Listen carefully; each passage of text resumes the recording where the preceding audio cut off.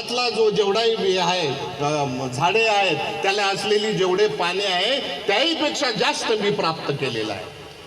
म्हणजे भगवंत काय होते आता मान्य करता?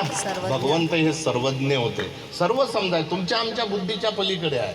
सम्यक संबोधी ज्याला प्राप्त झाली ना त्याला ते समजते. आपल्या देशात केवळ ते बोधिसत्व बाबासाहेबांना समजलं बुद्ध काय आहे, ते अल्बर्ट आईन्स्टाईनला समजलं, जे वेल्सला समजलं. अशी कितीतरी नाव घेता येईल मोठमोठे की ज्यांना हे सगळं समजलं.